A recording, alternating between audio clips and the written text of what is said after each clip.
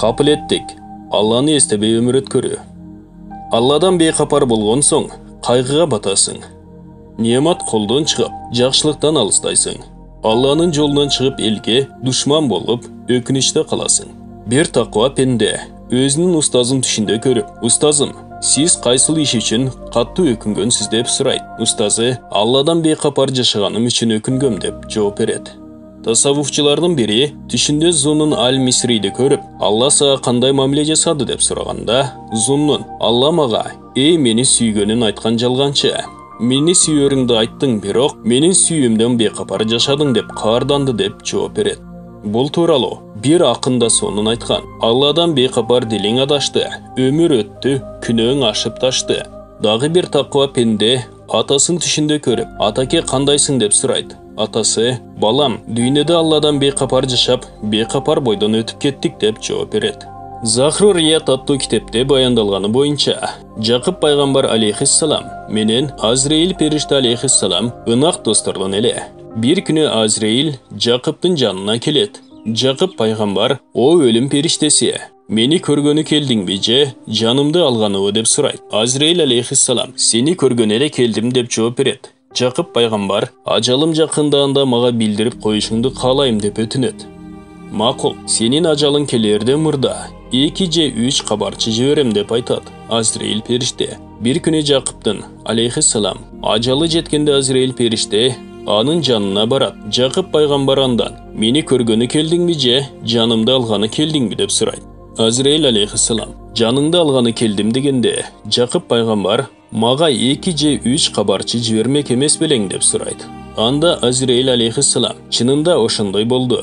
Капкара чачыңдын агарганы, денеңдин күч-кубаттан тайганы, белиңдин бекчейгени, мына ушулардын баары өлүмдүн кабарчылары болчу" деп жооп кайтарат.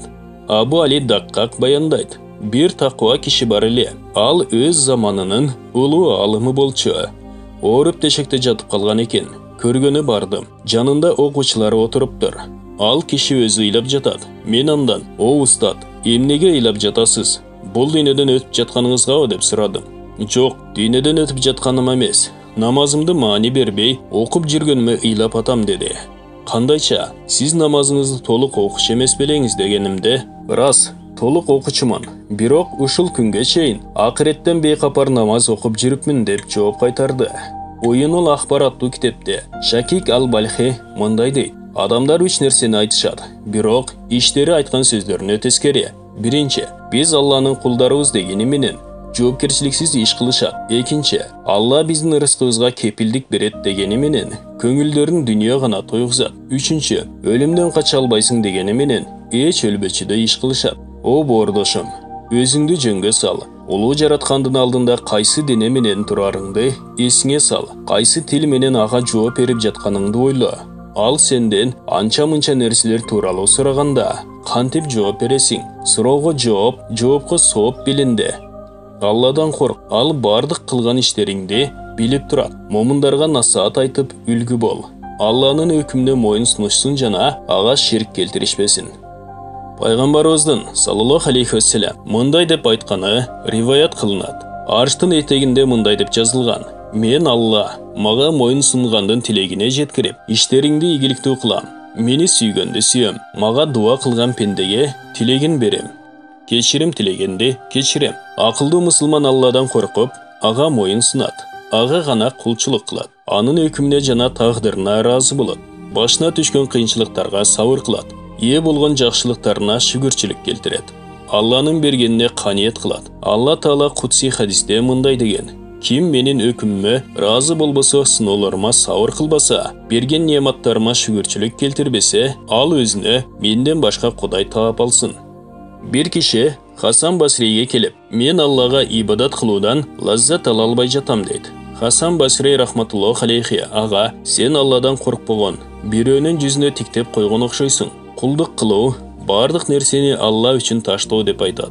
Дагы бирөө Абу Язидке: "Мен Аллага кулчулук кылуудан лаззат ала албай жатам" дегенде, Абу Язид: "Анткени сен Аллага эмес, ибадатка кулчулук кылып жатасың. Аллага кулчулук кылсаң, ибадаттын лаззатын татасың" деп жооп берген экен. Бир киши намазга туруп, "Сага гана кулчулук кылабыз" деген аятты окуганда, чындап эле өзүн Аллага ибадат кылып жатам деп ойлойт. Ошондо кайыптан жалган айтып жатасың. Сен макулуктарга ибадат кыласың деген үн угулат. Ошол окуядан кийин ал элден оолактап, намазын кайра башынан баштайт. Сага гана кулчулук кылабыз дегенде жалган айтып жатасың. Сен кийимдериңе эле сыйынып жүрөсүң деп кайра эле баягы үн угулат. Ошондо ал киши үстүндөгүлөрдөн башка бардык кийимдерин садага кылып таратып жиберет.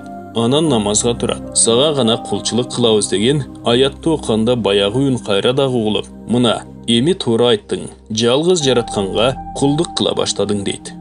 Бир киши каптарын кимге бергенин эстей албай жүрөт. Бир күнү ал намазда туруп ким алганын эстейт. Натыйжада кызматчысына кайрылып, баланча кишиге барып каптарды алып келчи дейт. Кызматкери андан аны качан эстедиңиз деп сурайт. Намазда турганда деп жооп кайтарат тигил киши. Анда кызматкери: "Кожойнум, сен намазда Алланы эмес, каптарды издеп жатыпсың" дейт. Бул сөздү уккан кожоюн кызматчысынын ыйманы бекемдигин түшүнөт да, аны азат кылат. Акылдуу пенде дүйнөнү таштап Аллага ибадат кылышы, келечегин ойлонуп ахирет бактылуулугун тилеши керек. Кур'аны Каримде бул тууралуу мындай деп айтылат: Алланы унуткандардан болбогула. Алла алардын өздөрүн унуттуруп салган. Дал ошолор бузукулар. Ошон үчүн Абу Бакыр Сыддык радиаллаху анху 40 000 динар купуя, 40 000 динар жария садага кылган. Үйүндө байлык дегенден эч нерсе калган эмес. Пайгамбарыбыз саллаллаху алейхи вассалам жана анын үй бүлөсү да бул дүйнө лаззаттарынан жүз үйрүшкөн эле. Ошондуктан Азирети Фатима Азирети Алиге турмушка чыкканда, анын себеби бир кочкордун териси менен ичине курма жалбырагы салынган бир жаздык эле болгон. Бул баян жүрөктөрдүн ачкыча талыштагы китептен алынды. Урматтуу мусулман бир туугандар, биздин Ихро медиа каналыбызга катталыңыздар.